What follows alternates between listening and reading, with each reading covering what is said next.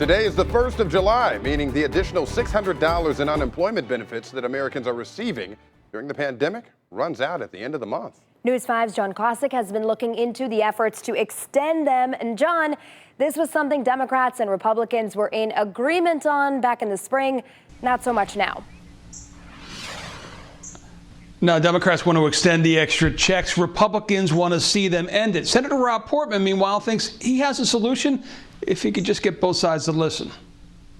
Millions of Americans head into the holiday weekend out of work, many getting by on the extra $600 in federal unemployment insurance benefits passed by Congress this spring, a benefit that is set to expire at the end of the month. House Democrats in May voted to extend the extra checks through the end of January, while Senate Majority Leader Mitch McConnell said this week it is unlikely Republicans would support any extension. There is no question in my mind that we're going to need something.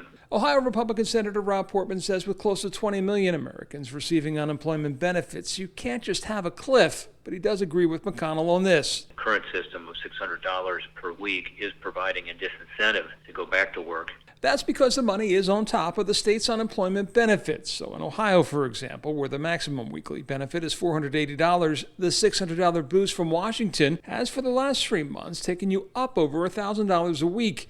Portman has proposed that if there is an extension of the extra checks, it include an incentive that those who go back to work can keep a portion of it, $450 for 6 weeks, as a back-to-work bonus. If we don't allow that and encourage that through the bonus or other provisions, then it's going to be very tough to get this economy going again. But in Washington, there is a public partisan divide. Privately, plenty of Democrats are telling me they like the idea. Publicly, they're insisting on a full $600 into next year. Senator Sherrod Brown tells me something has to give, and it has to be soon. McConnell acts like everybody's going to be called back to work by July 31st.